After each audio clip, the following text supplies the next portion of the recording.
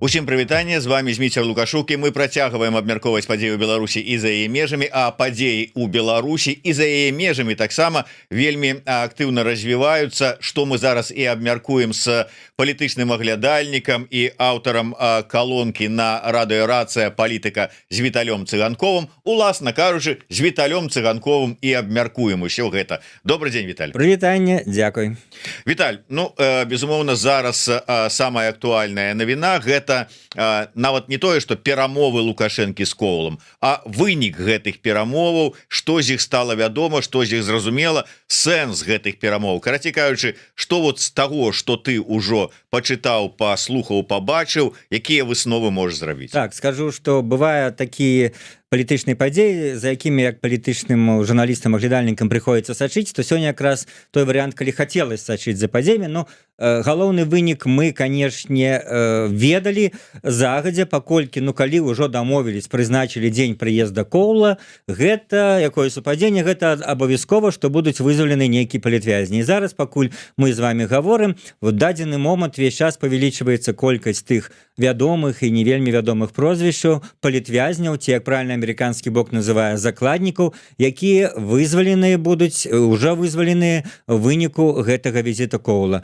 Як стал вядомым праваабаронцам яшчэ учора вечарам, з некаторых калоній сталі выцягваць людзей, і наколькі сёння, вот зараз мы ведаем, некаторых, можа быць, найбольш вядомыя імёны, яны будуць вывезены в Літву, скажем так, не ведаем мы абставіны, да, по сваёй волі, ці як это бывало раней, з вызваленымі іх просто пасадзілі і павезлі, а частка застаецца в Беларусі. Мы не ведаем дасюль лічбу, можа быць, падчас нашага эфіру ты там будзеш ведаць, і будзем гэта галоўная праграма, галоўная на сёння в нашай праграме навіна, якую адразу вот хочацца падзяліцца з нашымі гледачамі. Пераходзім цяпер да нейкага палітычнага аналізу, з таго, што дакладна слова за словам, сапраўды я сачыў все, што сказаў Кол, все, што сказаў Лукашенко, з таго, што нам стала вядома, можна зрабіць такія высновы. Галоўны пернік, які амерыканская адміністрацыя, які Вашынгтон трымае перед Лукашенком, вот мы кажам, чым яшчэ Лукашенко можна, так сказать, зацікавіць Амерыку. Вот это магчымы ягоны візіт в США. Про это сказал Кол. Мы працуем над магчымай поездкой Лукашенко в США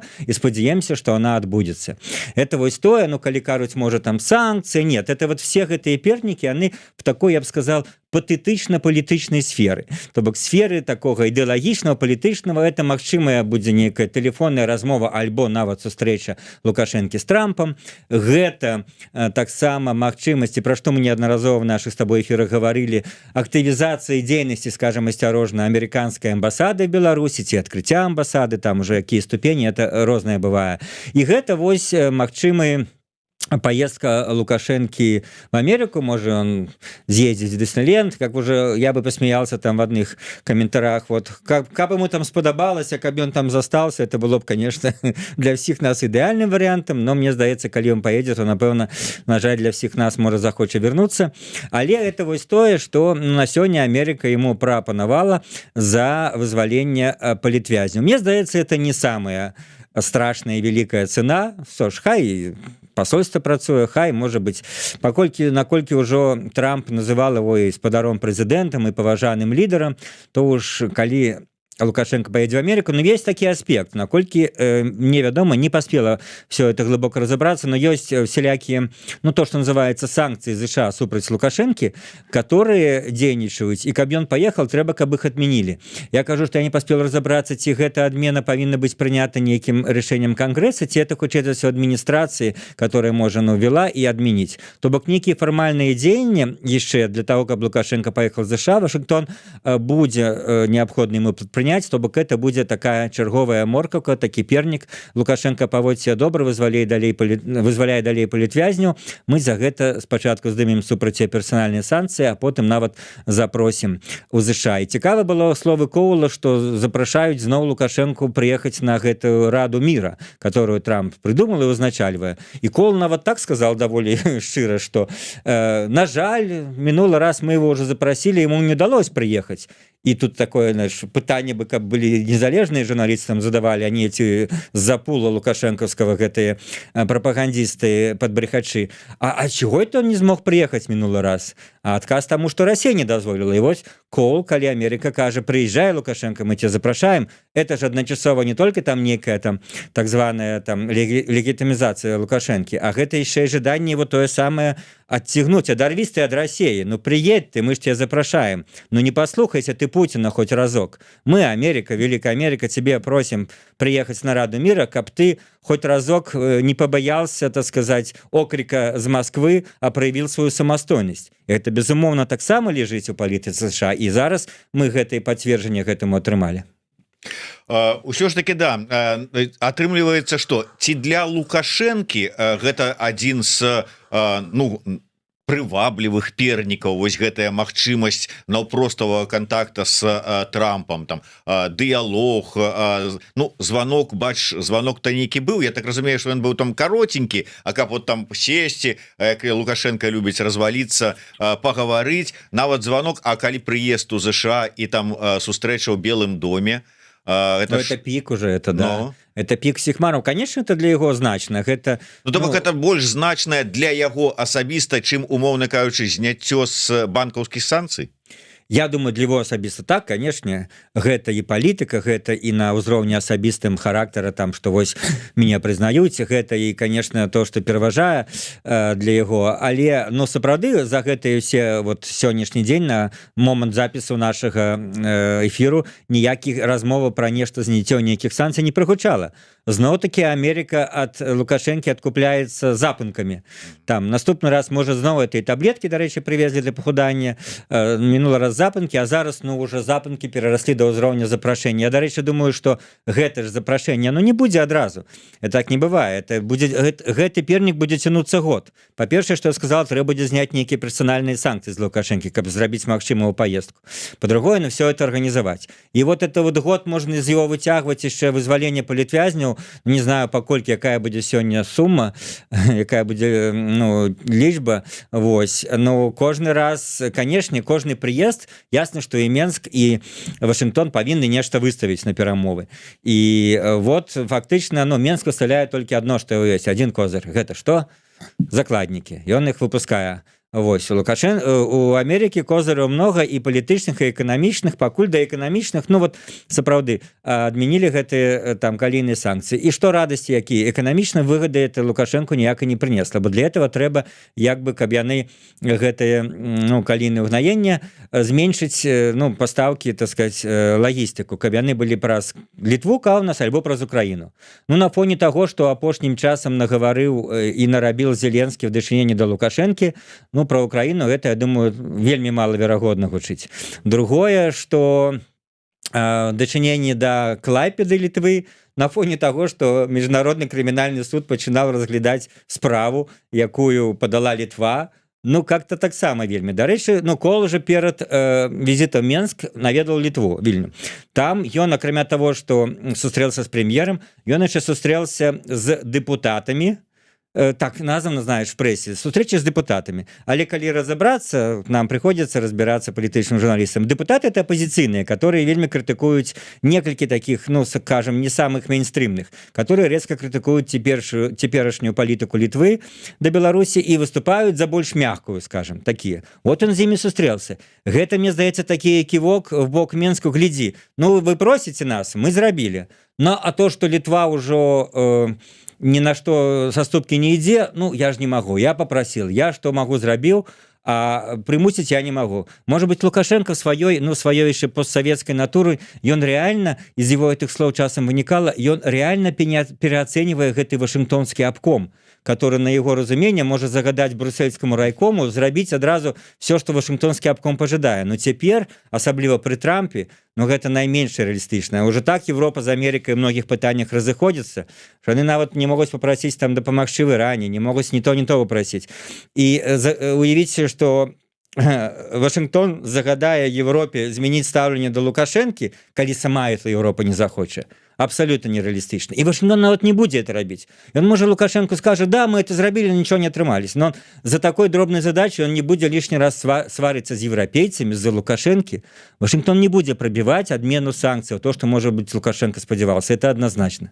Ну, тут же ситуация еще и такая, что, вот, як мы казали, ты казаў про тое что год можа цягнуцца пытанне з запрашэннем Лукашэнкі у Вашингтон, умоўна кажу, хотя яго ж он запрашалі, не паляцеў ж на саміт мира, про Вароню, про Фукова кажуць, а зараз чакай год які-небудзь. Так і з Евросоюзом по вялікаму-то рахунку, каб прыняць рашэнне аб зняцці там пэўных нейкіх санкцый, нават по просьбе, без просьбы, там з-за нейкіх там сваіх мэтаў, это ж трэба кансенсус. Усе краіны павінны прагаласаваць. А якія адносіны з Польшчай, з Літвой, з Латвіяй той же самой, яны прагаласуюць за зняцце? Трэба сачыць сёння, ці будзе то, што найбольш важна для паляку. На дадзены момант мы не ведаем інфармацыю пра Анджэя Пачобута, не выпускаюць, значит, зноў-такі ад Польшы нешта хочуць асаблівае, раз уже некалькі разоў не ўключаюць у агульныя лічбы вызваленых Анджэя Пачобута і іншых, скажем, тых людзей, якія, скажем так, найбольш цікавяць Польшчу. Но нават не в этом сэнс, не толькі в этом сэнс, што сапраўды якія адносіны, а сэнс тым, што Еўразвяз прымаў санкцыі найперш у 22 годзе. Ну, першая была невялікая хваля пасля пасадкі самалёта Белавія, так? Але асноўныя былі пасля в канцы 21-го, пасля мігрантскага крызіса, і 22-м пасля пачатку вайны. Большасць эканамічных санкцыяў, пасля чаго экспорт абрунулся на 75%, экспорт Беларусі і Еўропу за 22-23 год абрунулся на 70% і стал пераарыентироваться на Россию і Китай. Яны былі прыняты пасля вайны в выніку падтрымкі беларускай войны. Там что зменшилось? Официальная Беларусь еще больше подтримливала Россию в войне, все больше предприятий удельничают, там Украина заявляет, что гэтые ретрансляторы допомагают с дроном летать, хотя Украина заявляет, что она их сбила уже частково. Короче, мігранцкі крызіс трошки прыхіліўся, але зараз что-то веснавое оживление пошло, мне здаецца, так, наколькі ёсць інфармацыя, што зноў, так сказать, Беларусь афіцыйна свое нездавальненне, оно як выказывае, мы выпускаем мігрантаў. Что-то нам не падабаецца вашей палітыцы, мы сажаем сваіх грамадзян і выпускаем чужых мігрантаў на вашей границы. Это вот у іх два асноўных козыра. Карацей, не змянілась ни одна... Ну чаму? Яшчэ могуць зараз гэтыя шарыкі з кантрабандай. Шарики, да, которые, конечно, мы не причем, а это просто какая-то злочинность международная, за якую мы, нет, транспомежная злочинность. Не можем ее перебороть. Вот у нас такая строгая держава, у нас там этих ОМОНовцев, полициантов больше, чем любое іншае на душу насельніцтва, памежнікі там на кожным слупе, але вось гэтых... Яны, люди працуюць, яны мониторят сеть интернет, глядят, где кто які лайк поставил. Да. Так что... Не зніклі три асноўныя прычыны, дыктатура Беларусі, рэпрэсіі, на жаль, для нас іх менш асноўная прычына, мігранцкі крызіс і падтрымка Беларусю Расіі ў вайне. Вот это три прычыны введення санкцый. Хоць адна з іх знікла, там уже не важна, якія адносіны. І галоўнае, што тут такая разбежка, реально ж беларусы, не ведаю, ці абмяркоўваў ты каго-нибудь в эфірах, тыя апошнія социалагічныя даныя, што реально беларусы хочуць палепшання адносінаў з Захадам. І пры Лукашэнкаўскі, і пры дэмакратычныя, і там супраць ледь не 10%, і зняцця санкцый хочуць.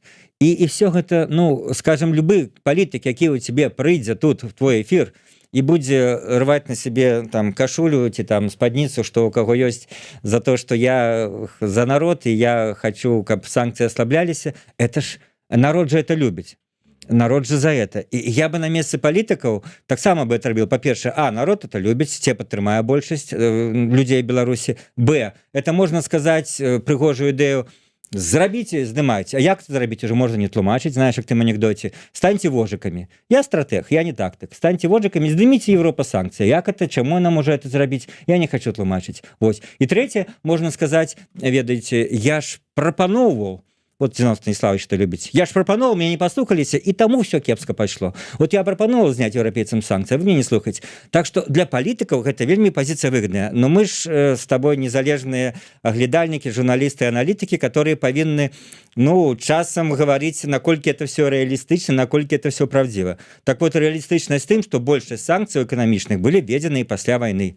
Пакуль вайна працягваецца, пакуль Беларусь падтрымлівае Расію, любое зняццё этой санкцыі означае падтрымку Расіі ў вайне. Вот и все. И их немагчыма там узняць, калі Европа не хоча падтрымліваць Расію і здраджваць Украіне, она не можа здымаць санкцыі, которые введены былі ў выніку падтрымкі Беларусі вайне.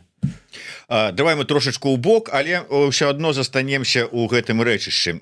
Мне цікава ўсё ж такі функцыя увогуле у гэтай сістэме так званага міністра замежных спраў Жанкова. То бок сёння, калі адбываецца сустрэча, ну фактычна самая знакавая такое міжнародная падзея для лукашэнкаўскага рэжыма, тут цэлая дэлегацыя, цэлы спецпрадстаўнік, перамовы. У гэты час Рыжанкоў едзе на беларуска-польскую мяжу, дзе там робіць, я не ведаю, агляд, наведаваў памежны пераход Брэст і памежны пераход Казловічы. І цытата, значыцца, там падчас гэта, ну, відаць, яны как бы адны тыя ж з табой кніжкі чытаюць, і, ну, яго кансультанты, прынамсі, яны разумеюць, што падабаецца людзям, і гэта, відаць, пачатак палітычнай, так сказаць, перадвыбарчай, можа, кампаніі Рыжанкова перад выбарамі 30-го года.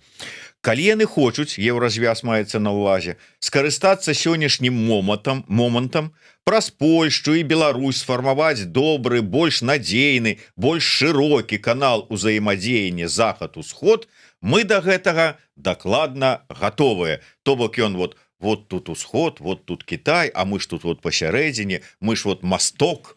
І вот, значыцца, разведзеныя гэтыя масты Рыжанкоў прапановвае звесці. Но это ж как бы Лукашенко ж тут не пры чым. Вот, так что давайте Еўросаюз. Ну, народу ж падабаецца. І тут два моманта. Па-першае, з чаго ён раптам звяртаецца пра гэтае вот навядзенне мастоў, прычым вот больш надзейнага, больш шырокага.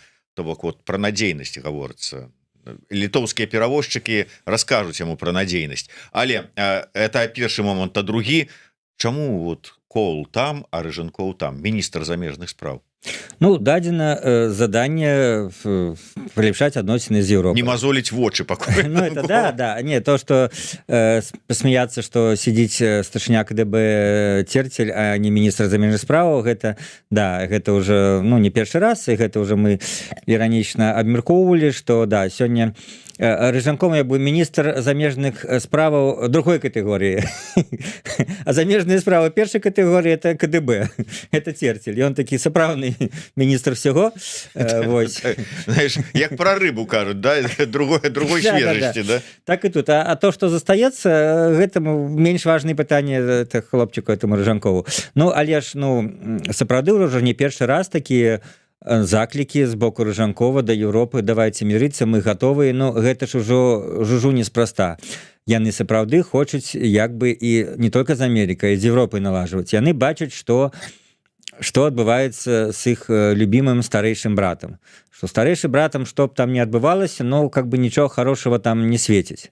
Вось. І, ну, заўсёды ж актывізацыя нейкага заходняга вектара адбываецца, як мы ведаем, нашай беларускай гісторыі, лукашэнкаўскай маецца на ўвазе пасля 94-го, ну, на фоне таго, чым горш там неяк Расія можа падтрымліваць Беларусь, ну, фінансава, матэрыяльна і палітычна, тым чысцей і актыўней актывізуецца так званы заходні вектар.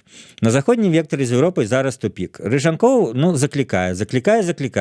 Ну, ясна, што ён пакуль прамацвае глебу, ну, ясна, што я 2, 3, 5 разоў буду заклікаць, ніхто на мяне не рэагуе, ну, давай тады паспрабуем што-небудзь уже рабіць. Можа быць, нейкія саступкі. Пакуль ён кажа, мы ж уже зрабілі саступкі, мы ўжо вызвалілі некаторых палітвязняў, давайте вы цяпер. Но Еўропа не рэагуе на это, маўляў, это не саступкі, это то, што вы і так павінны былі зрабіць, тым больш, это как бы амерыканскі трэк, мы тут не пры чым. І, ну, мне здаецца, пасля гэтых ляманту такога другого, трэцяго ўжо раз Рыжанкова, ну, Менск зразумее, што проста на слова яны не рэагуюць, ім прыйдзецца неяк больш канкрэтна рабіць нейкія, ну, то, што можа назваць дзеянні. Я не зусім уяўляю, што это можа быць.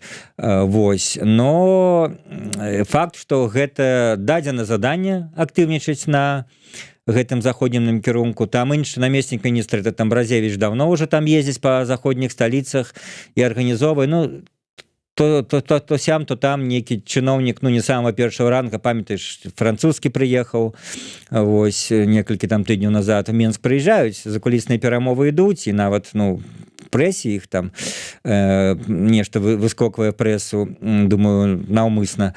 Так што ідзе, ну вот оно упирается в нейкі тупик, что Беларусь павінна ну не саступіць, змяніць, каб спрабаваць наладзіць. Пакуль Жанков думае, что толькі сваімі заклікамі, там не ведаю, акрабатычнымі матывамі на мосце, там можа, не ведаю, на руки стаць, каб показаць свою дружбу, там нырнуць в этот бух, можа пераплыць на польскі бок. Я не ведаю, что он придумае, но это пакуль все это артыстычныя, это сказать, на арене цирка крокі Европу не пераконваюць. Давайте рабіце нешта сур'ёзнае, афіцыйны Менск, каб мы убачылі, што вы реально хочаце палепшэння адносін. Вот так ему адказваюць, моўчкі, сваім маўчаннем ему так адказваюць. Я такую зраблю невялічкую абвестку. У чаканні пакуль усё ж таки з'явяцца і спісы з канкрэтнымі імёнамі і колькасць і ўсё астатнія маршруты, там ці будуць вывозіцца, ці будуць заставацца, ці хтосьці застанецца, а хтосьці будзе вывезены. Ужо фонд Байсоў запусціў экстраны збор для дапамогі тым, хто будзе вызвалены, і далей там не ведаю, хто можа быць, нават хто застанецца ў Беларусі, зможа атрымаць таксама дапамогу. Але ў любым выпадку Байсоў запусціў гэты збор, сума збора 100 000 евро. Ну, спадзяемся, што беларусы адгукнуцца. У гэтай же час і вясна, і офіс Святланы Тихановскай адкрылі такія гарачыя лініі, на якія можна напісаць, звярнуцца і штосьці паспрабаваць даведацца наконт, гэта найперш для сваякоў палітвязняў, штосьці пра свайго сваяка, штосьці нейкую інфармацыю, якая ёсць, можа быць, перадаць свае кантакты вызваленаму чалавеку, бо можа сувязі згубіліся і гэтак далей. Карацей кажучы, що ёсць у нас у апісанні да гэтага стрыма, свежая інфармацыя. Калі ласка, заходзьце, глядзіце, знаёмцеся. Я хацеў бы яшчэ звярнуцца да вось гэтых абяцанняў амбасаду, неяк все ж таки працу яе аднавіць, пашырыць, падвысіць узровень. Гэта сапраўды важна. Я разумею, што это таксама доўгае пытанне. Я памятаю папярэдне, як вырашалі гэтае пытанне, доўга гэта працэс цягнулася. Дзяжаю кожны раз. Да, і закрыццё, вяртанне, закрыццё, рэпрэсіі, лібералізацыя, траля, да. І вось у гэтым, наколькі гэта ўсё ж таки важны крок, аднаўленне працы амбасады, прычым вяртанне амбасадара на сапраўды паўнамоцнага пасла, а не ось часова паверенага. Да. Ну, мне здаецца, два слоя, як бы, наколькі это важна для палітыкі і для шэрагоў беларусаў. Мне вот больш, што тут хочу сказаць, што сапраўды Беларусі, што былі бы только рады, каб там амбасада запрацавала, там пачаліць бы выдавацца візы. Другое, што эта амбасада, калі дазволіць там намного больш супрацоўнікаў, чым дазваляюць зараз, будзе рабіць то, што заўсёды робяць амерыканскія амбасады: маніторинг, в тым ліку, інфармацыі, маніторинг правоў чалавека, сустрэчы з нейкімі людзьмі ў Беларусі. Вось, хто не пабаіцца туды прыйсці, але нават і пасля 22-го людзі ходзяць замежныя амбасады на нейкія сустрэчы, прыёмы. Вось, так што в гэтым сэнсе гэта важна для саміх беларусаў. Што тычыцца палітыкі, то тут ёсць такі элемент, што любая паўнацэнная амбасада — это што? Гэта вручэнне даверчых грамат. Там дыпламаты у цябе, можа быць, в эфірах больш дасведчаныя тлумачылі розныя ступені вот гэтага кроку. Там как-то можна вручаць і не называць прэзідэнтам. Ну, а чо, калі ўжо Трамп назвал его прэзідэнтам? Ну, ў дадзеным выпадку, чого ж перажываць ужо з гэтай нагоды, паколькі, ну, мы маем Трампа, маем то, што маем, і з гэтым трэба працаваць, і не такія ўж кепскія вынікі некаторым, ну, в аспекце, калі браць чыста палітзневоленыя. Так, і спроба павысіць суб'ектнасць Беларусі — это то, што можна назваць, так сказать, плюсам дзейнасці адміністрацыі Трампа в дачыненні да Беларусі. Мінусам, конечно, вот ёсць такія панібрацкія адносіны з Лукашэнкам і нейкая форма яго легітымнасці, но все-таки, как бы сказаць цынічна, зараз не жнівень і не верасень 2020 года. Зараз і для большасці беларусаў, ну, вот гэта пытанне там какое-то, оно дастаткова абстрактнае. Яны бачаць, што Лукашенко, ну, кантралюе сітуацыю ў Беларусі, дэ-факта з'яўляецца кіраўніком. Яго ступень нелегітымнасці, ён нелегітымны 96-го года. калі ён зрабіў дзяржаўны пераварот, і все астатнія выбары былі падробленыя, і парламент был разагнаны ў 96-м, і з той пары заходнія структуры вот, ставіцца да яго, ну там больш ці горш ступені легітымнасцю, нелегітымнасцю, не прызнавалі выбары ні 20-го, ні 25-го, найбольш жорстка. Ранейшыя выборы просто называлі недэмакратычнымі, зараз гэтыя выборы не прызналі. Ніхто ж не зменіць эту ацэнку. Ніхто ж не скажа, што выборы былі там нейкія Хаця мы памятаем, што падчас выбораў 25-го года это вот новая адміністрацыя Трампа, она ж не выдала тады, што это было даволі незвыкла, традыцыйную заяву аб там непрызнанні выбораў. Яна просто як бы прамаўчала.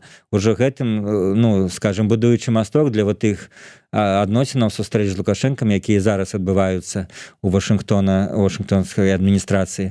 Так што, ну, з пункту гледжання для людзей это добра, з пункту гледжання для палітыкі гэта толькі, ну, падкрэсліць тыя рэаліі, якія на сёння ёсць, я не бачу тут вялікай драмы. Вот у нас тут пишут, калі адкрыюць амбасаду, то чарга будзе да шабаноў. Но да шабаноў, не да шабаноў, ну можа... Факт тым, што зараз беларусу трэба, каб атрымаць амерыканскую візу, ехаць у нейкую іншую краіну. Ну, так. А каб і выехаць, трэба мець еўрапейскую візу, каб выехаць нейкую Польшчу. А там нават не абавязкова Польшу. Бывае, нейкі час было, ну, літаральна мои знаёмыя ездзілі ў Іспанію і Париж. Было 2 амбасады, дзе давалі только візы беларусам. Карацей, да, это открываць еўрапейскую, которую таксама можна гадамі чакаць. Ну, а калі это будзе амерыканская працаваць, я кажу, ну, пытанне візавае адно для людзей, а другое, што амбасада, калі будзе працаваць, яна міжволі станець такім, ну, цэнтрам збору інфармацыі і ацэнак, в тым ліку праваабарончых, і гэта тое, што Лукашэнку, ну, наўрад ці заўсёды прыводзіць захапленне дзейнасць заходніх амбасадаў у гэтым накірунку. Слухай, а што яму, как бы, зараз гэта... Ну, чаго яму баяцца? Яны ўжо ўсё адно паказалі, на што яны здольныя. Колькасць палізняволеных, рэпрэсіі пастаянна працягваюцца. Наколькі вот выказваюць іншыя твае калегі, там, аналітыкі, аглядальнікі, меркаванне. Той же самы вось Фрыдман у нас у эфіры сказаў, што, на жаль, апроч вось вызвалення палітвязняў, самого факта вызвалення амерыканцаў нічога не цікавіць. Не тое, застануцца яны ў краіне, ці яны будуць дэпартаваныя, рэпрэсіі як там адбываюцца, не адбываюцца. Яны вось так такую функцыю выканалі, яны дамагліся, яны дамовіліся, людзі выйшлі, пра это атрапартавалі, у твіт запуліў Трамп які-небудзь пераможны чарговы свой, што вот Лукашенко зрабіў, што я там хацеў, ну, ці там робіць у гэтым накірунку, ну і нормально, і все. Я бы тут не пагадзіўся ў тым аспекце, што, ну, вот это як бы стаўленне такое, што амерыканцаў вось штосьці не цікавіць, яно, мне здаецца, не зусім правільна, в тым сэнсе, што нас шмат, як амерыканцаў, нас всіх, я прывяду іншыя зараз аналогі, каб зразумела моя думка была, шмат што цікавіць, але ж мы не на все можем паўплываць. Мне б хацелася таксама, каб все людзі гаварылі па-беларуску ў Беларусі. Ну, а что? Что я могу для этого зрабіць, акрамя того, что я сам паўсюль говорю по-беларуску, пишу и, скажем так, максимально спажываю беларускую культуру и так далей. Дадзеным выпадку, может быть, Америка, конечно, хотела бы, каб в Китае таксама выконвались правы человека и не были там концлагеры для уйгуров в Китае и для своих диссидентов. Что Америка может в этом сенсе зрабіць? Пагражаць Китаю ядерной войной, ці что? Да, в стаўленні до Савецкага Союза мы бачым такія, калі часам станавілася, ну, праваабарончая тэма галоўная, часам станавілася тэма, ну, умоўна скажем, міру і заключалі з Брежневым дамовы і цалаваліся з ім. Это што, они штосьці не ведалі пра то, што в Савецкім Союзе адбываецца, ну, скажем, намного менш, чым зараз в Беларусі, но палітычныя рэпрэсіі все-таки былі, диссиденты былі, там, і гэтак далей. Свабоды слова не было, да, вось, але Америка з гэтым мірылася. Чаму? Не таму, што ім это не хацелася, а таму, што, ну, яны не ведалі, як на это можна паўплываць. Ці ў всякам разе, калі ты будзеш занадта зацята на гэта спрабаваць уплываць, ты не даб'ешся сваіх больш прыземленых мэтаў. Так і тут, я ж не думаю, што гэта амерыканцы не хочуць, каб спыніліся рэпрэсіі там. Ну, напэўна, на нейкім этапе перамоваў был сказаны жорсткі адказ «не». мы на это не пойдем, калі вы не хочаце з намі, ну ідзі валіце нафиг, мы все оборвем. Заўсёды перамова есть та тонкая лінія, калі можа все сорваться. І дарэчы, я не пагажуся з тым, что вот неважно вывезуць іх за межы Беларусі ці не. Мы памятаем, что першыя партыі только вывозілі за межы Беларусі, другія партыі ўжо хтосьці застаецца. То бок, напэўна, гэта было сказано таму школу, ён бачыў інтэрв'ю, ён бачыў заяву пра абаронцаў, ён бачыў, што яго пыталіся журналісты ў Вільні, чаму, ну, ён, напэўна, ўжо просіць цяпер у беларускага бока, што калі людзі хочуць застацца ў Беларусі, калі ласка, пакіньце іх Беларусі. І ўжо, ну, в гэтай партыі, мне здаецца, яшчэ большы працэнт будзе тых, хто застанецца ў Беларусі, паколькі праявіць такое жаданне, і беларускія ўлады ўжо не 100% всіх выганяюць, выдвараюць. Ужо гэта ўплыў амерыканцаў, я думаю. Яны на гэта, я думаю, уже націснулі. Давайте будем справедливыми. Ну а то, что они не могут, мне бы хотелось, я про это говорил в наших эфирах, каб яны ставили пытанне яшчэ спынення рэпрэсіяў. Но відаць, яны лічаць, што паколькі гэта на дадзены момант нереалістычна, як з каким-нибудь Китаем, то давайте мы спынимся на тым, што рэалістычна, і будем добиваться то, что мы можем добиться, а не ставить некие невыканальныя меры про то, что мы можем марыць, а то, что нереалістычна. Ну, наколькі я разумею, ўсё ж таки, ну, пачысці там, ці дамагліся амерыканцы, ці ўжо і перасталі тыя імёны, якія зараз могуць выйсці на волю, людзі з тымі імёнамі, не так ужо страшаць рэжым, што частка ўсё ж таки прынята рашэнне, і, ну, выглядала са слоў таго ж самага Лукашэнкі, што яны ўжо перасталі вось гэтага факту баяцца, што хтосьці з вызваленых застанецца ў краіне. І зараз таксама застануцца. Так, я про это і казаў. Яшчэ один момант. Словы Коўлу з прапагандысцкага пулу задалі пытанне наконт таго, хто уплывае на яго, так мовіць, па чыіх указаннях ён працуе і хто ўплывае на тэматыку і графік яго сустрэч з Лукашэнкам. На што Коўл заявіў: я працую з прэзідэнтам Трампам і з прэзідэнтам Лукашенко, і удакладніў, што, маўляў, яму вядома, ну, гэта тое, што мы там прачыталі, чыталі адтуль, што яму вядома о пэўных асобах за межамі Беларусі, якія, цытата, усяляк спрабуюць раздзьмуваць сваю значнасць з дапамогай СМІ у арганізацыі такіх вось сустрэч. Гэта што? Ён сказаў тое, што ад яго хацелі пачуць, ці гэта адлюстраванне рэчаіснасці, на твой погляд? Я вот, па-першае, хацеў бы, калі эту цытату чытаў, весь дзень сёння только і рабіў, што рысаваўся да твайго эфіру, камплімент ведучаму, да? Але, ну, сапраўды, што не ўбачыў арыгінала, в сэнсе там адразу пачатак першы 2-3 слова, ну, по-англійску я разумею, і мог бы это пачуць, перакласці, але не было, так накладзены был пераклад, што я не змог пачуць, і ніхто не змог, спытаў калег, пачуць арыгінал. Ну, это не так важно, просто як да таго, што я хацеў бы пачуць, як он в арыгінале адказваў, а не то, як пераклаў там гэты беларускі перакладчык, можа быць, ён, ну, літаральна нейкі нюанс узмацніў. Але з іншого боку, вот, напрыклад, усе пытаюцца: а хто у тебе в твоих программах на самой справе на тебе уплывае? Команда Ціхановскай, жонка, ці Вусаў, ці Пазняк, і ты бы як? Ты бы адказаў таксама дастаткова нервна. Ніхто на мяне ўплывае, я сам свою программу придумляю, кого запрашаць і што абмяркоўваць. Это нормальная такая реакция человеку, которого пытаются, кто на вас уплывае. Ясно, что пытанне было правокацыйнае. І калі он казаў про тых нейкіх людзей за межамі Беларусі, мы ж адразу чаму мы подумали на нейкую, ну, умовно скажем, офіс там Ціхановскай на позіцыі. Можа, мае на увазе нейкіх там Цыпкала, который кожны раз піша, что это ён Коўлу сказал, что рабіць. Кожны тыдзень созванивается. Да, созванивается. Ён якраз, я думаю, таких і мае на увазе, что некие люди себе робяць там з нуля цукерку себе і паблісіць за таго, што яны там нібыта ўплываюць на беларуска-амерыканскія перамовы, только там за іх там Америка приняла такие решения. Ясно, что ему гэта непрыемна, і ну ён ужо раней в сваіх твітах там неяк, калі Ну тады якраз было пра офіс по-моему Ціхановска, да, калі там в твіце он паставіў, што ніхто ніякія беларускія там дэмакратычныя сілы не ўплываюць на мои перамовы ўплывае толькі там рашэнне прэзідэнта Трампа, адміністрацыі прэзідэнта Трампа. Вось по гэтаму ну ясна, што вот гэтыя прапагандысты на гэтым вырашылі набіць себе козырі, весты, да, спытаць, і можна было прагназаваць, які любы чалавек адкажа на такое пытанне, но толькі можа быць ён не ўлічыў нашу беларускую спецыфіку, што это можа стаць ведаеш ежай для прапаганды, і не адказал, можа быць больш мякка, чым трэба было б адказаць больш мякка. Ну слухай, сапраўды ось канкрэтных там скажем умоўна кажучы там фото людзей у аўтобусе, які едзе дамя ці стаіць на мяжы, альбо там фото людзей, якія выходзяць з варотаў турмы, ці там канкрэтных спісаў мы яшчэ не бачылі.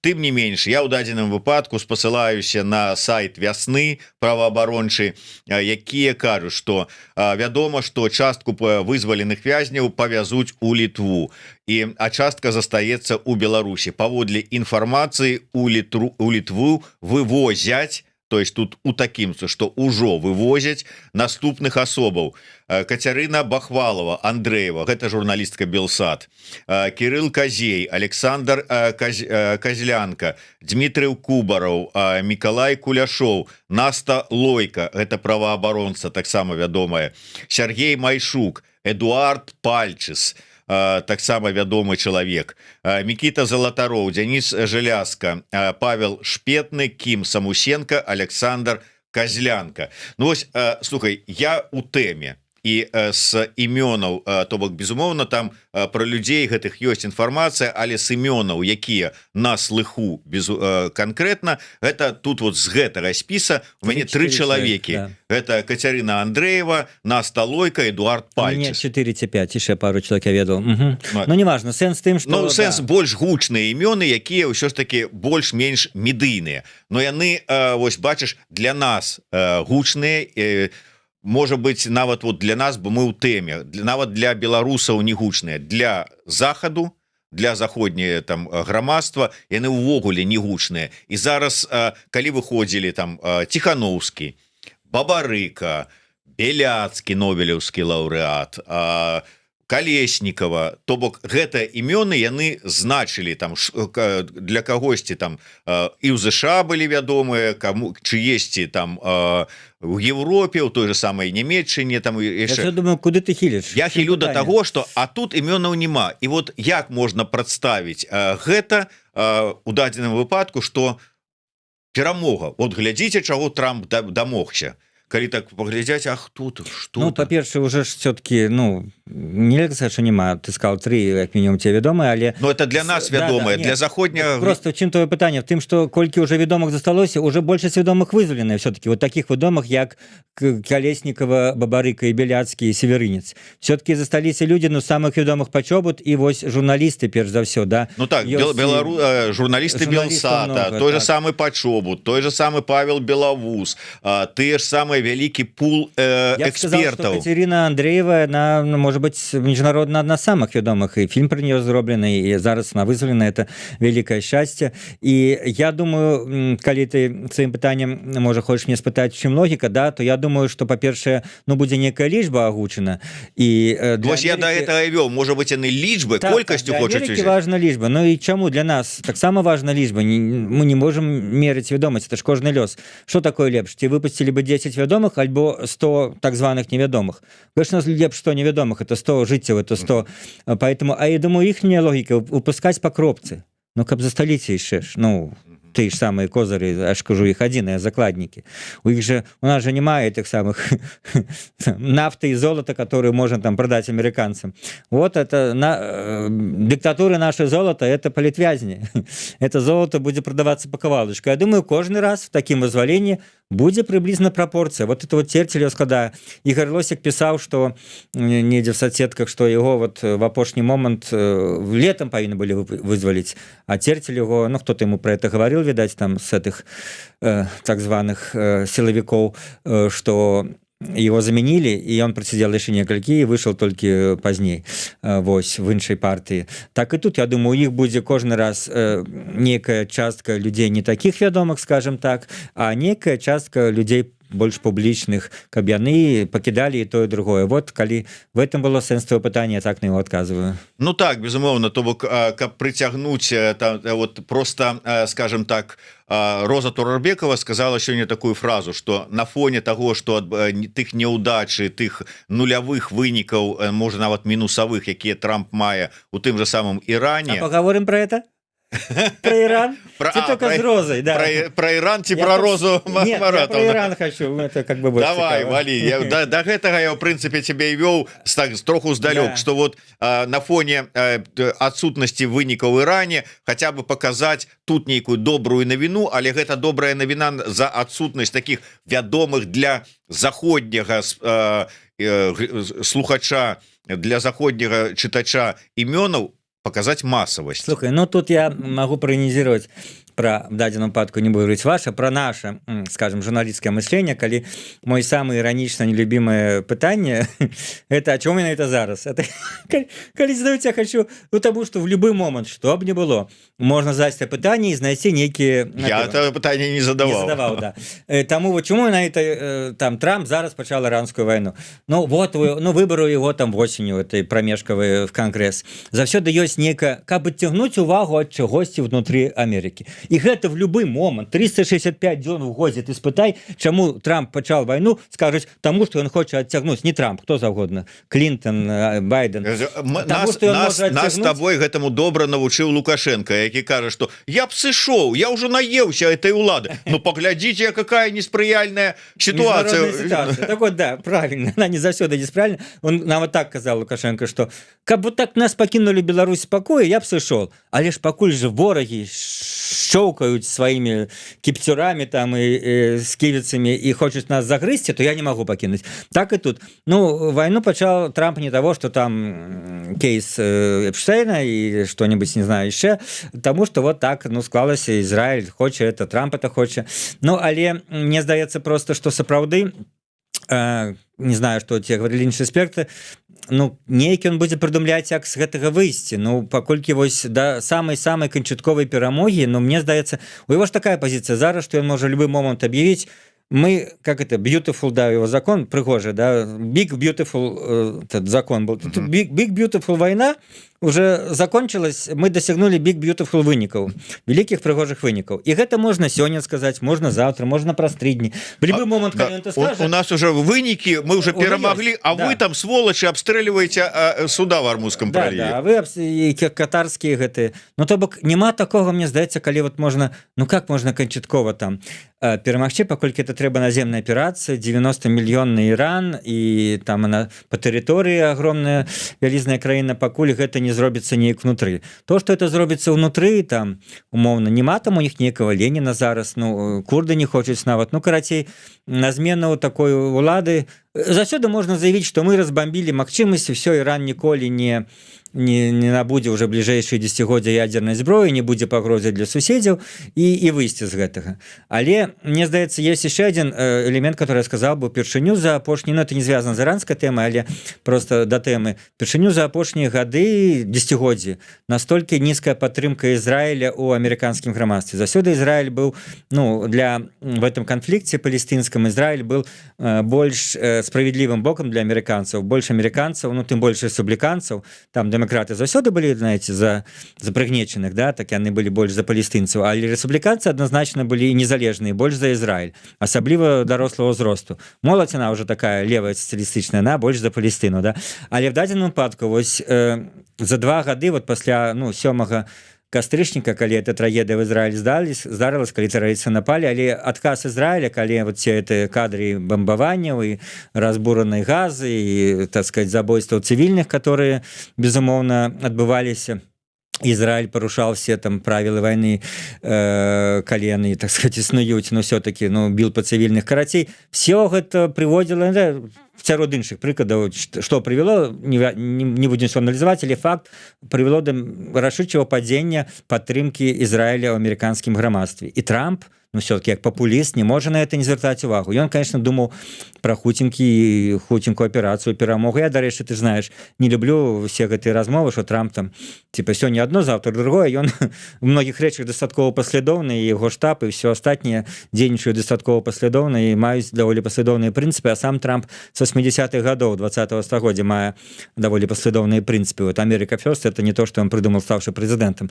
Так что в дадзеным выпадку, ну, мне здаецца, что и страты внутри, ну, социологичные внутри Америки, и литерально страты, ну, на гэтым фронте примусить его, что некие ближайшие там, не ведаю, тыдни, может быть, он подумает про то, что уже объявить самую кончатковую пригожую перамогу и валить оттуль. Вот мне такое выражение.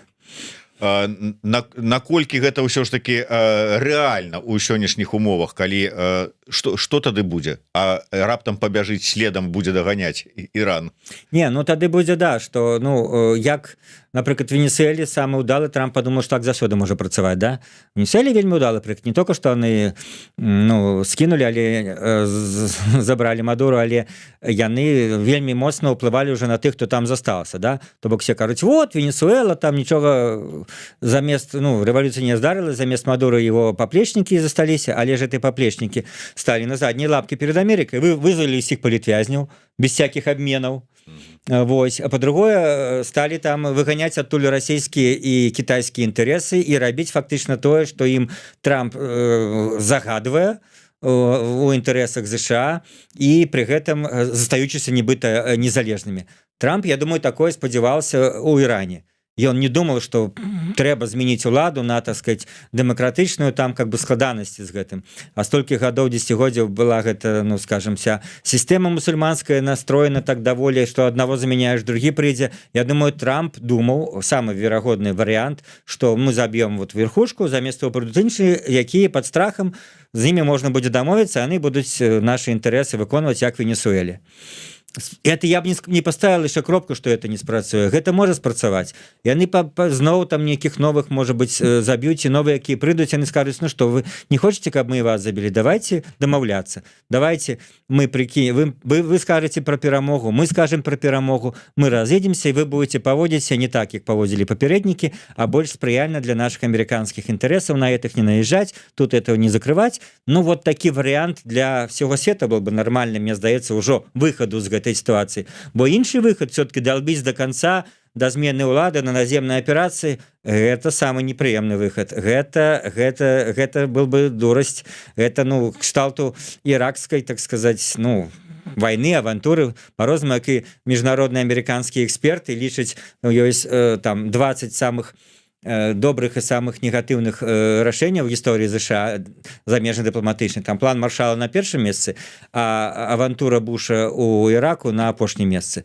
Так вот, конечно, як эта іранская вайна закончится, она на сёння яшчэ рызыкуе патрапіць ад станоўчых да вельмі негатыўных. Конечно, больш шансаў на то, што она патрапіць у вельмі негатыўныя. Так, ну, паступова з'яўляецца там пацверджанне інфармацыі. Ну, да прыкладзе, вот жонка пацвердзіла Кіма Самусенкі, пацвердзіла, што сапраўды ён на волі, і гэта вось ўжо канкрэтнае пацверджанне, а не просто інфармацыя. Беларусі на волі, так не едзе нікуды. Слухай, ну тут дакладна, ну, добра, не невядома, да. Павінны быць асцярожны в дадзеным выпадку да апошняга моманту. Да, таму што ўжо лепей, калі будзем ведаць, што альбо застаўся, альбо там, але з іншага боку, глядзі, тыя, хто застаюцца ў Беларусі па выніку вось папярэдніх вызваленняў, гэтыя, якія ладзіў Лукашенко, падаючы гэта як свой асобны гуманітарны трэк, і яны заставаліся ў Беларусі. Мы імёнаў так і не бачылі і не ведалі, каго вызвалілі. Ці не можа быць так і тут, што вось, да, вызвалілі вялікую групу, але мы даведаемся толькі пра тых, каго дэпартуюць, а хто застанецца, той будзе, так бы, умоўна кажучы, невядомы нам. Я трошки іншае маю на увазе, вот, што ёсць людзі, якія вызваліліся, ну, ведаць, трэба называць імёны, Беларусі засталіся, хтосьці адсидел свой тэрмін, і яны выйшлі і пачыналі пісаць в Facebook, вот, глядзіце, я выйшаў, вось я. І пасля гэта многія з іх спынілі. пісаць і зніклі як бы у сэнсе ты ведаеш там ад знаёмых што яны ну нічого з ім не здарылася яны жывуць але ну такое ўражанне што ці некія там можа паколькі ходзяць да іх там відаць можа быць на кантроль час ад часу гэтыя сілавікі ці нейкім нефармальным чынам ім намекаюць ці просто рэзка кажуць не актыўнічаць нават нейкія дастаткова ну банальныя не антыўладныя рэчы там в фейсбуках не пісаць і вот некалькі чалавек які вызвались і адразу на радасцях напісалі а цер фейсбуку там вот і потым яны как-то бац знікаюць адтуль это вось улада сочыць каб ну вот хто вычал нават не праяўлял сябе в некай такой публічнай сферы нават нейтральнымі нейкімі праявамі допісамі вось я думаю гэта ж ёсць таксама ж сярод там дзікіх сілавікоў і больш дзікіх сілавікоў іх там два варианта да іх же няма там нармальных да зараз ці просто дзікі ці звыш дзікі да так вот паміж імі барацьба ідзе да не это не ястрыбы і голубы а это яструбы і коршуны вот два віда там так вот адны кажуць што увогуле нельга нікаго пакідаць другія кажуць не давай пакінем яны будуць сидзець ціха і как бы яны працуюць на то каб даказаць што да ты сядзяць ціха то бок ну безумоўна вот эта ідэя што кагосьці можна пакінуць яна у лукашэнкаўца толькі будзе працаваць у тым сэнсе што это не прынясе нам ніякай там інфармацыйнай а не дай Божа яшчэ грамадска-палітычнай там актывізацыі да гэтых людзей ну вот одно выключэнне это Мікола Статкевіч который ну напісаў свае вядомыя допісы і ну гэта асобны выпадак который тут можа быть не будзем абмяркоўваць но он только вышел і он піша это даволі на сёння смелыя допісы пра сваё жыццё я не ведаю чым это можа скончыцца па шчырасці Ну ведаеш сапраўды чым яно можа скончыцца можна толькі меркаваць як яно будзе яго прынікае в нейкія незалежныя СМІ которые все мы экстрэмісцкія ну і калі абвінаваціць што ён то дал інтэрв'ю СМІ это ж за многія людзі за это сядзяць за нібыта інтэрв'ю незалежным СМІ Прычым яго так званы паплечнік гучна там у Фейсбуку калі людзі пачынаюць сумнявацца што можа это ўсё ж таки не Мікола а хтосьці ад яго імя там как бы нешта дае можа правакацыя не гэта ён верце гэта ён ну как-то для чалавека які застаецца ў Беларусі ну у сённяшніх умовах это дастаткова рызыкон это наадварот как бы чырвонай анучай перад гэтымі мордамі губазіка ну, з іншага боку Мікола всім жыццём даказваў што ён чалавек рызыкоўны так што я бы таксама тут улічыў его асабістыя якасці вельмі адважныя Слухай просто зараз глядзім мы даведаемся безумоўна вынік калі спісы колькасці імёны будуць агучаныя спадзяюся што будуць агучаныя усе цалкам спісы імёны і тых хто застанецца і тых у Беларусі тых хто будзе дэпартаваны просто каб мець уяўленне про тое колькі людзей ўсё ж таки выйшла на волю перад гэтым былі как бы такія развагі што маўляў вот калі Лукашенко вызваліў этих 18 чалавек напярэдадні 8 сакавіка Коул напісаў Дякуй маладзец Лукашенко але Трамп ўсё ж таки чакае 1000+. І папярэдняя сустрэча папярэдні візіт Коула папярэднія перамовы былі яшчэ да таго як здарылася Мадура да таго як здарыўся Іран да таго як пачалі размовы з Кубай і пачалі казаць зараз іншая будзе атмасфера перамоваў зараз больш ціснуць можа Коул у яго за плечамі как бы прывід Мадуры які там будзе пальчыкам Лукашенко казаць вот што будзе калі ты не паслухаешся Трампа які чакае 1000+. І вот спрацуе не наколькі вот гэтыя прагнозы ці вот гэтыя ацэнкі сітуацыі на твой погляд рэальны Ну думаю не вельмі Ну як ты уяўляеш Коул прыедзе і Лукашенко там шапне паміж іншым А вот калі не пагадзішся з намі мы ці як Мадуру ведаеш памятаеш такога да ты з ім там цалаваўся да не это конечно так не робіцца і не робіцца в нашым выпадку хаця б таму што гэта ну дастаткова нереалістычна амерыканскі десант на беразе Свіслачы Вось все-таки Ну правильно люди кажуць ну якія непрыхільнікі Трампа і там его ненавіснікі дадзеным выпадку аб'ектыўна кажуць што для чаго гэта Трампу патрэбна бо ён так сказать Лукашенко патрэбны ім для таго каб тым ліку то што першая была памятаеце самая папулярная тэза што ён можа нешта расказваць пра Пуціна Ну я думаю гэта не змянился гэты матыў что все-таки сапраўды столькі гадоў контакту с Путиным, при тым что Лукашенко, и он же вот по-английски кажучи outspoken, ну як бы это сказать по-нашему, разговорливый, шчыры такі, он же сапраўды может там что-то рассказать, что американцев рот раскрыться, ого, мы такое про Путина не ведали. Вось, ну только вы же никому не рассказываете. Конечно, потом в мемуарах кто-нибудь напишет, той же, боже, Коул, коли он напишет мемуары, мы столько всего доведаемся, да, кольки мы Лукашенко, может быть, про Путина рассказывал, то, что зараз мы не ведаем. Так что, сапраўды он и в этом сенсе представляет интерес, на что его как Мадуру, так сказать, сковырять. Ну, покуль наркотики все-таки Беларусь не продает в Америку, в этом сенсе, так сказать, погрозы нема, так что, ну, тут будем, давайте... Конечно, это на психику Лукашенко можа нервировать, а еще уже люди, напэўна, паствараюць там мемаў, да, и жартов наконт того, что коли Лукашенко приедет там в Америку, поедет в Диснейленд какой-нибудь, а там его какой-нибудь Джерри, Том Джерри, переодетые спецназовцы американские, хлюп, и как Мадуру в соседнюю камеру, он еще не ведаю, типа боится в эту Америку ехать, может быть. Не, ну вот это то, что я сказал, этот перник, да, я так думаю, ну не то, что рызыкну прогноз, но к тому магчымаму, калі до этого будет доходить, мы будем ведать информации, что это не просто пустая фраза, а будет рыхтоваться уже визит, то вот тут, я думаю, Америка за его вытеснит все, и уже к визиту в США, я думаю, скажем, осторожно, большасць палітвязняў будзе вызвалена адназначна. Ну иначе, ну американцы не дурні, каб вот ці в момант визита там Лукашенко приезжает там, и тут в этот же день всех остатних вызволяюць. И Лукашенко кажа, вот, я выконал свое обещание перед великим президентом Дональдом Трампом. Гэта вот той пернік, які, да, будзе працаваць. Ну и на завершение, давай, слухай, трошку з нашага такого журналістскага, может быть, ацэнка. Ну, 20-й год-то далёка. Ужо 20 у нас тут 6-й год, яны там ужо ўсіх перамаглі, як Лукашенко рассказывае даўно. Вот перамовы даваць з ЗША, паляпшэнне адносінаў, там табе запінкі прывезлі, тут Кол прыязджае, рассказывае, як Трамп ганарыцца сваім фактам, знаёмствам з Лукашенком і гэтак далей. Ну што мусіць казаць прапаганда ў гэтай сітуацыі? Расказваць, якія мы крутыя, як тут вот Лукашенко ўсіх строит, как вот мы тут зараз вот с Коулом, там все такое. Про что рассказывая пропаганда напярэдадні сустрэчы Лукашенко с Коулом. Учора вечером мы слухаем, которая... Вот Кол приезжает, а это есть беглые. Это ж яны рассказывают, что это яны вот там организовывают. Вот перамовы пачаліся, а гэта есть беглые. Яны бегали, кричали, ціскай толькі санкции, а зараз переобулись. Их закликают, Кол, приезжай, и гэта. И а вот это есть беглые. И вот с такими вачами, а мы вам сейчас расскажем. А яны вот за гранты, а это... Может быть, психологу надо вот или что? Не, ну как? Ну, навошта психологу? Ну, это же их праца. А что? Про что им? Про тое, якія яны малайцы, а про гэтых забыть увогуле. Ну, их же ж нема. Не надейся. Не надейтесь, Высоцкого, да.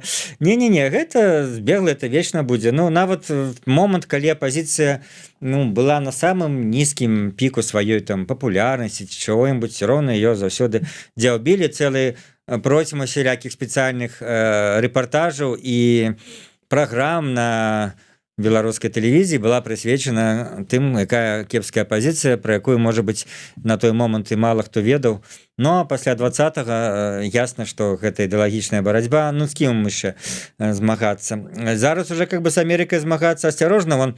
Вон Азарёнок спочатку кричал там Аллах Акбар, ну а потом уже как-то ему этот Акбар прикусили, Азарёнку Акбар прикусили трошки, вось, так что ён замолк, покольки все-таки Трамп велик, и он громить эту, что он громить, либеральную, не только либеральную, а как это, космополитичную вот эту вот всю атмосферу в свете. А что, не громить? Да, громить, да, поэтому... О, видишь, правильно кажешь, Зиновий Станиславович, да? Близко, да, и ты іншае прозвище. Ну да, в этом сенсе, что есть, то есть, так что яны нават таких, ну, калі як Лукашенко, ну, сказал, сёння не посоромился, вы воюете с нашими сябрамі ці союзниками, як он выказался, с нашими союзниками воюете, и я про это вам скажу, ну, вот перед встречей с Коулом. И тут, до речі, так само, вот, бачиш, вспомнилось, что я еще не сказал, такі психологічный понт. А оцените мою, так сказать, ну просто ширыню души. Вы на нашего союзника напали, на Иран, а я при гэтым з вами еще сустракаюсь, выконваю ваши пожидания, вызваляю ваших тут же подначаленных политвязняў, гледзячы на то, что вы на моего союзника напали, у меня слезы текут от того, что вы этих гуманистов иранских забиваете, а я вот с вами сустракаюсь. Оцените меня, заплатите за гэта. Вельмі добра у тебе Маховскі выступаў. Вчора это было, наколькі мне спадабалася, бо таксама сачу, ну, патлумачыў на самой справе-то, што Беларусі-то наймнога больш, ну, я это з большего ведал, але ён, конечно, як эканамічны аглядальнік намного лепш все это патлумачыў, што ў Беларусі з арабскімі эміратамі намного больш развітыя адносіны, і там же лукашэнкаўскія уже прыватныя інтарэсы ляжаць. На самой справе Лукашенко-то не Ирана шкада, а шкада, что то беспорядок на Близком Исходе, который кранае Катар, Арабские Эмираты и Саудовскую Аравию, вот там, где у Беларуси есть и товароразворот, и экспорт, и его приватные кошельковые интересы там лежать. А в Иране уже давно ничего там особливо не было. И товароразворот там копеечный, и давно уже переключилось официальный Минск на супрацоўніцтва с его оппонентами по региону, с суннитскими державами, с Арабскими Эмиратами, Саудовской Аравией, вот. А Иран там уже, ну, старался подтримывать чистыми местами, но он не является там пионером, скажем так, передовиком у экономичных адносінах и так далее. Так что на самой справе Лукашенко гэта сапраўды павінна выклікаць сум, то, что Иран агрызаецца зараз по гэтых краінах рэгіёна, стреляя по іх, а там лежаць лукашэнкаўскія грошы, і там лежаць 3 мільярда товарозвароту беларускага экспорта в Арабскіх Эміратах. Сапраўды так. Ну что ж, будем на сёння развітвацца с Віталём Цыганковым. Я дакладна не могу сказать нашим слухачам и гледачам, ці сустрэнемся мы яшчэ сёння, потому что сапраўды, калі ўсё ж таки вызваленні будуць і імёны працягвацца, паведамляцца, то магчыма мы яшчэ пазней вечарам зладзім адмысловы стрым, але гэта будзе вырашацца асобна, таму не то заўтра у наших эфирах мы працягнем абмеркаванне гэтай тэмы, уже маючы, як любіць казаць Роза Турарбекова, факты, а не нейкія свае домыслы. Таму, калі ласка, працягвайце заставацца з намі. Дзякуй вялікі Віталю Цыганкову. Считайте яго старонку, яго артыкулы на сайце радыёрацыі, у тым ліку палітыка з Цыганковым. Там вось з гэтым паважным СМІ Віталь пачаў супрацоўнічаць. Ну і чакаем яго вяртання на Белсат. Да сустрэчы усім. Жыве Беларусь. Жыве.